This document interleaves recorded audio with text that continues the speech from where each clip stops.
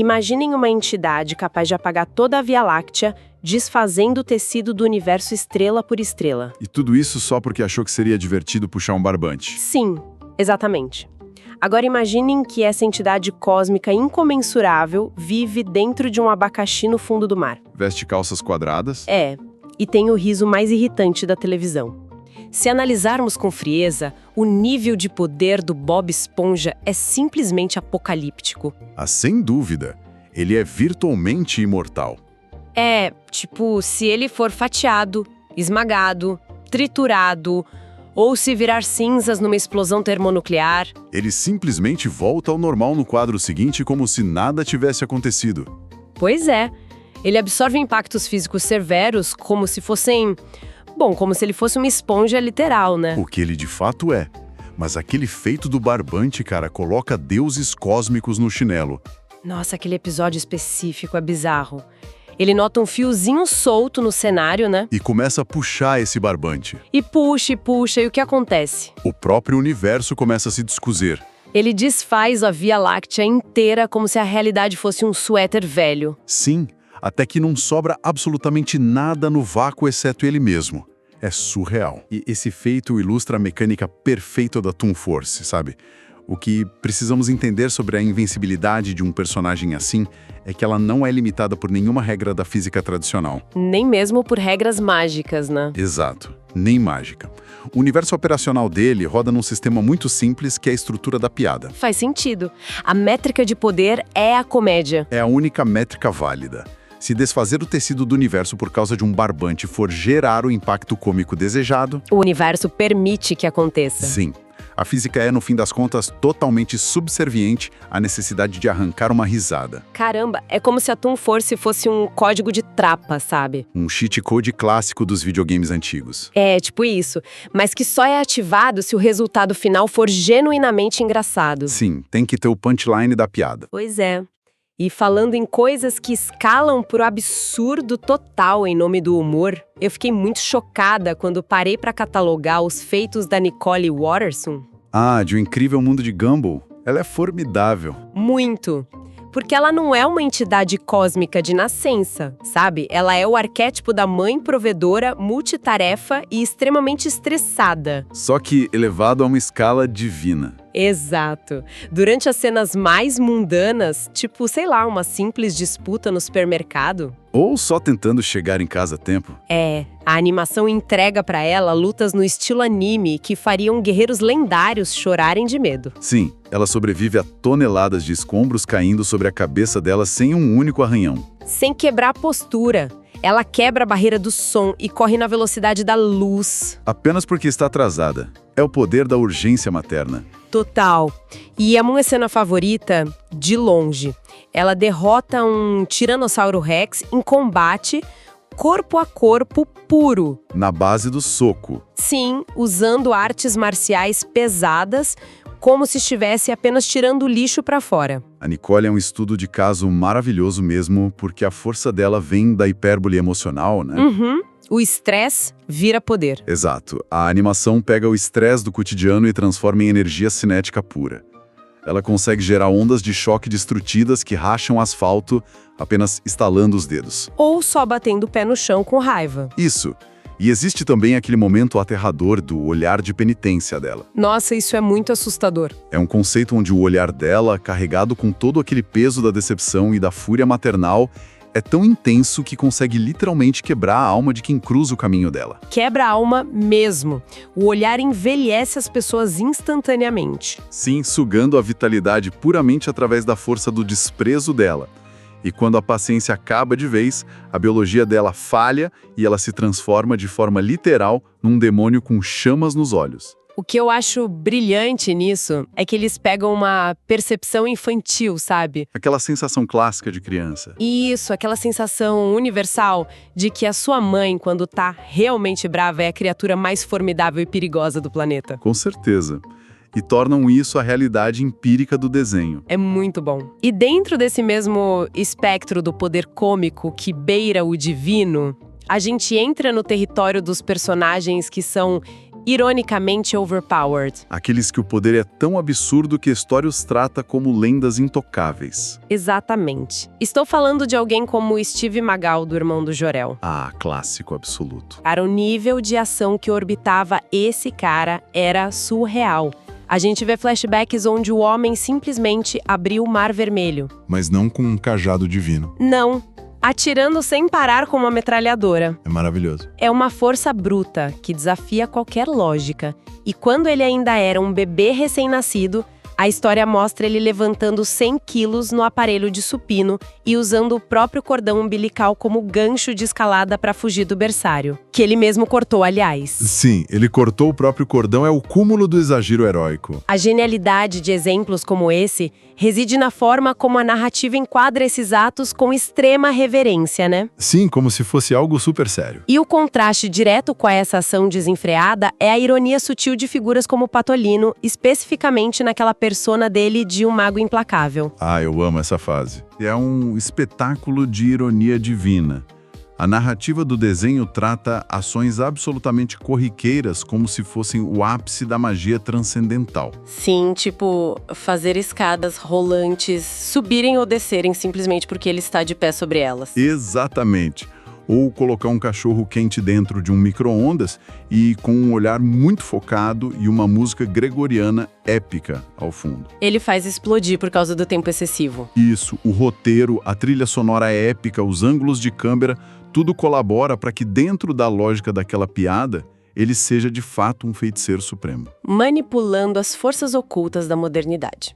Com certeza, até o trânsito da cidade só para quando o sinal fica vermelho para ele atravessar a rua. É maravilhoso. É, a realidade brinca com ele. Mas, ouvindo toda essa descrição sobre como a realidade se dobra para fazer quem nos escuta dar risada, me vem um questionamento sério agora. Pode mandar. Nós estabelecemos que o universo é flexível quando o objetivo é a comédia. Mas o que acontece com o tecido da existência quando a entidade que está dobrando a realidade não quer arrancar uma risada? Mas sim nos fazer sofrer. Sim, o que ocorre quando a manipulação do universo deixa de ser uma piada e passa a ter intenções apocalípticas. E assim saímos do humor e entramos no domínio do mal encarnado. E do caos multiversal. Aí a coisa fica feia. Para mim, o primeiro exemplo que vem à mente, aquele que ainda deixa quem acompanhou a série com calafrios reais, é o Bill Cipher, de Gravity Falls. A Bill Cipher é a representação perfeita do niilismo em escala cósmica. Totalmente. Ele é um demônio interdimensional, aparentemente inofensivo por ter aquela forma de um triângulo amarelo de cartola. Super simpático, né? É. Mas o histórico dele é aterrorizante. A começar pelo fato de que ele destruiu e apagou de existência a sua própria dimensão de origem. Que era inteiramente bidimensional. Sim, e ele fez isso simplesmente por sentir tédio. E quando ele finalmente consegue romper a barreira do nosso mundo e ganha uma forma física tridimensional... Ele inicia o Estranhagedon. Isso. E o que ele faz não é apenas destruir edifícios, sabe? Ele ataca a sanidade da própria matéria. Exatamente. Se me permite uma analogia aqui, Por favor. quando ele manipula a nossa dimensão tridimensional, é como se ele fosse um ser humano segurando um desenho feito a lápis numa folha de papel. Bela analogia. Para o desenho ali no papel 2D, o mundo dele está desabando de formas inexplicáveis, rasgando e se dobrando. Mas para o humano segurando a folha, ele está apenas amassando lixo para jogar fora. Exatamente isso. O Gil faz isso com a nossa realidade com o mínimo esforço. Ele embaralha as funções faciais das pessoas estalando os dedos. Ele congela o tempo, transforma a estrutura da gravidade numa piscina de bolinhas. E cria aquelas bolhas de loucura pura, onde as leis da física sofrem mutações a cada segundo. É o terror psicológico puro mascarado com cores vibrantes. Muito vibrantes. E, bom, se o Bill representa o tédio somado ao sadismo, existem entidades que representam conceitos ainda mais absolutos e sombrios nessa linha. Como quem? Precisamos falar do Golby, de Hora de Aventura. Golby não é um vilão com um plano maquiavélico ou um monstro clássico que quer dominar um reino. Ah, verdade. Ele é outra categoria. Ele é a encarnação primordial da própria entropia, do fim de tudo. E a diferença crucial entre destruir e apagar fica muito clara com ele. Sim, porque um ser destruído no universo de Hora de Aventura pode, teoricamente, ser revivido com mágica, né?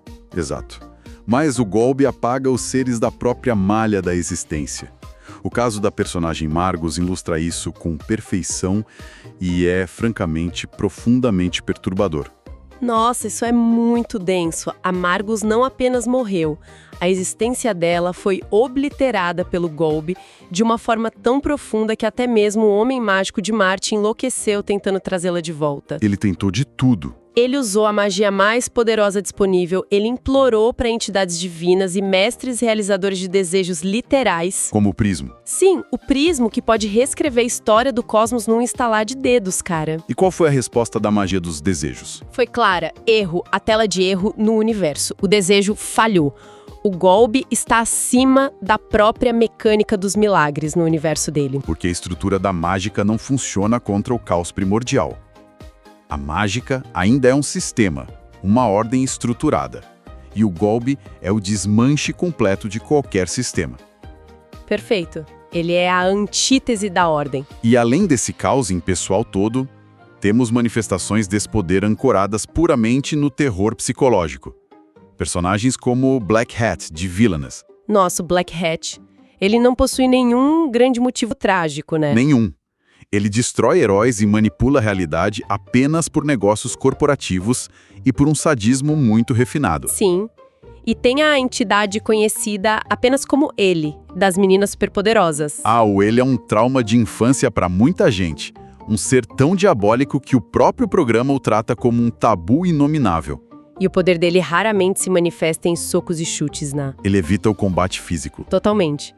Ele prefere se alimentar do desespero e da tristeza orgânica, infiltrando nas mentes das protagonistas à distância e usando as inseguranças mais íntimas delas para fazer com que elas destruam a si mesmas e umas às outras. É um terror mental muito sofisticado para um desenho. Demais.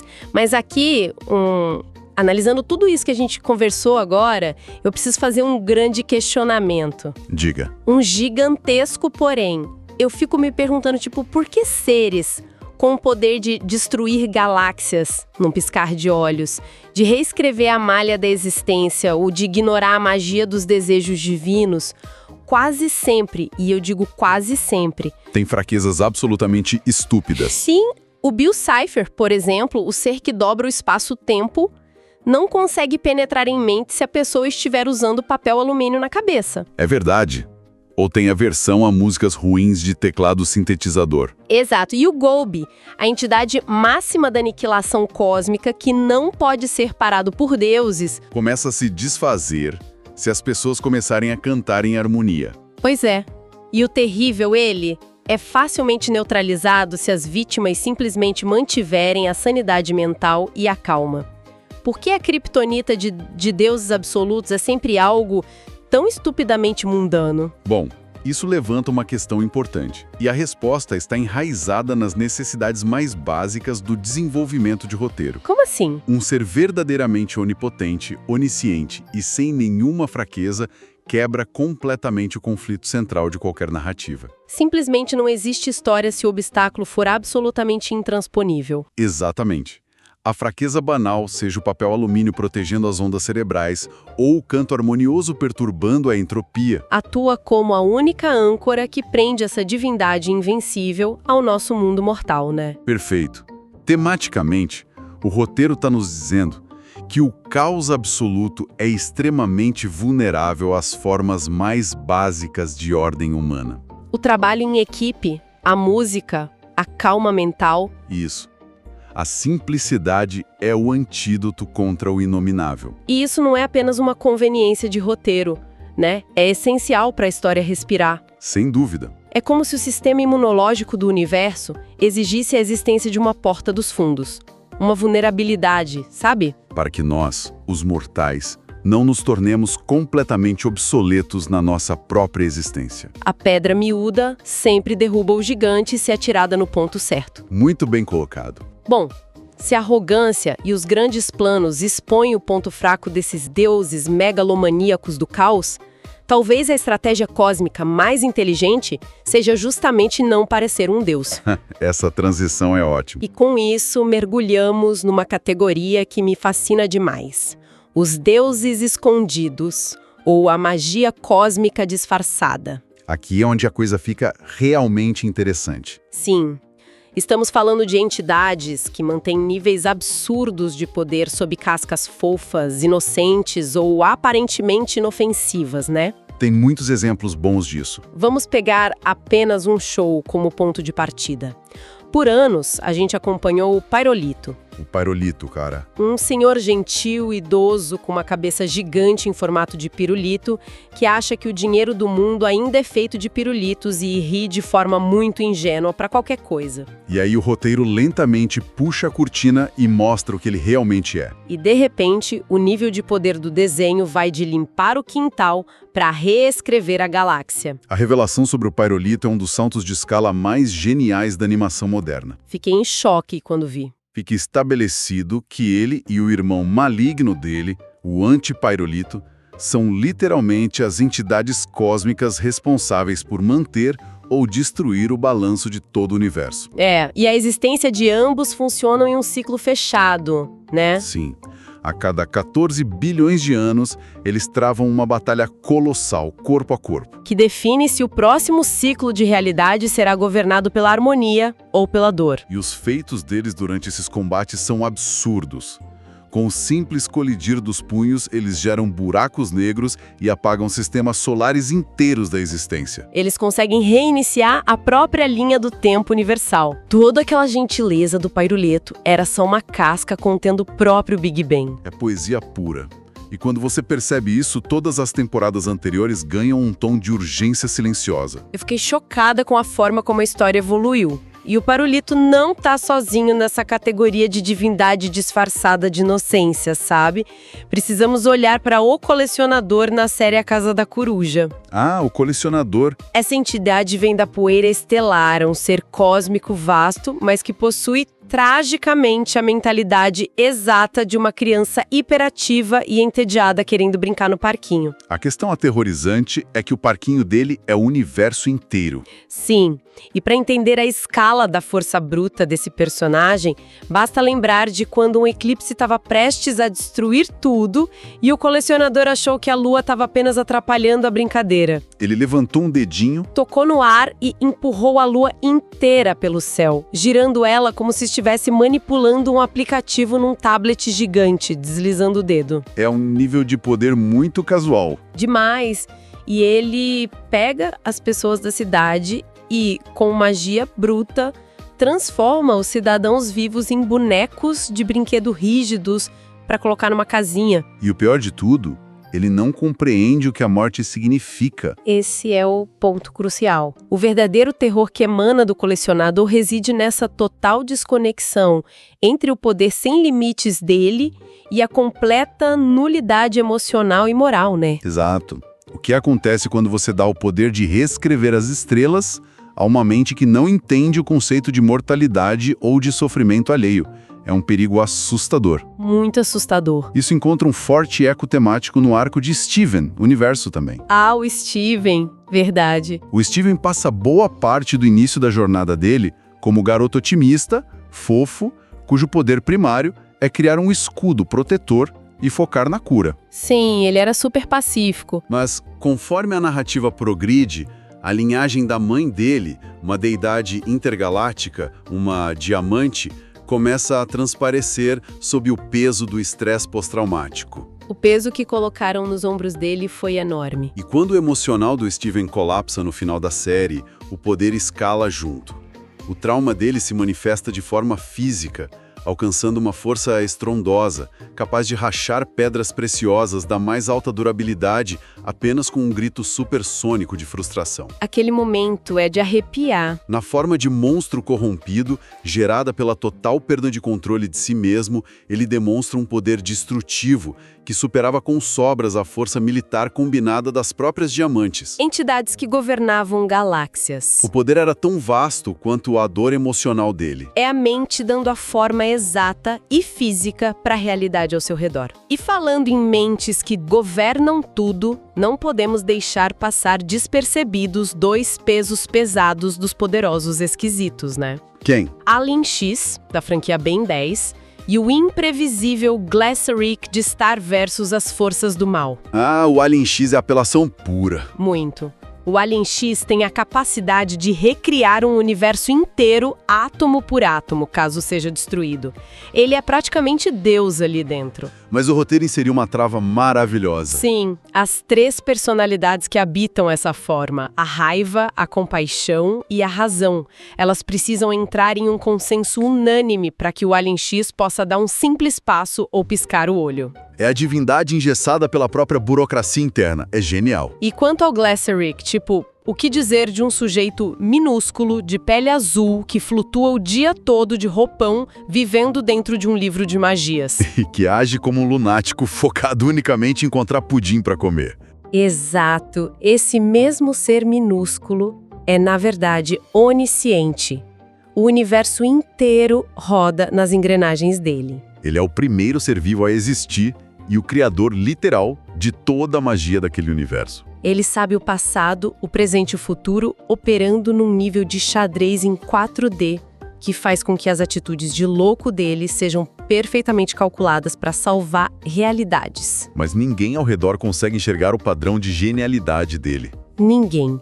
Fica parecendo que ele só quer pudim. Se analisarmos como o roteiro opera ao redor dessas figuras, o Pyrrolito, o Glaceric, vemos a aplicação impecável do tropo narrativo do falso fraco. Sim, é muito satisfatório. É uma ferramenta incrivelmente eficaz para recompensar o espectador que investe seu tempo acompanhando a obra a longo prazo. Além disso, passa uma lição quase filosófica de forma indireta. De que as aparências enganam muito, né? De que a verdadeira força, aquela de escala multiversal e inquestionável, raramente sente a necessidade de gritar.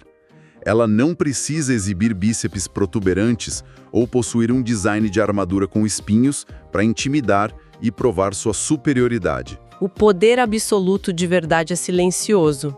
E como a gente viu muitas vezes, veste roupão e come pudim. Exatamente. Eu concordo em gênero, número e grau com tudo isso. E adiciono que esse poder absoluto não precisa se justificar para o ego de mais ninguém, ele simplesmente é, sabe? Totalmente. Mas bom, para nossa última e fundamental reflexão de hoje, a gente precisa sair do território onde habitam a magia, a força cósmica inexplicável e a comédia do absurdo. Onde a gente vai agora? Vamos entrar num ambiente consideravelmente mais frio. Um tipo de poder que eu pessoalmente considero mais assustador, porque ele não vem de berço estelar. Ah, já sei do que você está falando. Ele é alcançado puramente através de evolução forçada, tecnologia implacável e intelecto cirúrgico. Sim, e o ápice disso, sem dúvida, é a figura do Evil Morty na série Rick and Morty. Ele mesmo. Quando a gente para analisar, a premissa dele é fascinante. Ele é apenas um garoto, um humano comum, fisicamente vulnerável, sem nenhum superpoder inato. E pior, ele existia confinado num cercadinho interdimensional chamado Curva Fina Central. Um multiverso fechado, manipulado desde o início para garantir que, em todas as realidades existentes ali dentro, a variante do avô dele, o Rick, fosse sempre, matematicamente, o ser mais inteligente e poderoso. Enquanto as versões do Morty nasciam apenas para serem escudos vivos e capachos descartáveis. Um sistema de opressão multiversal projetado para ser inquebrável por design. Exatamente.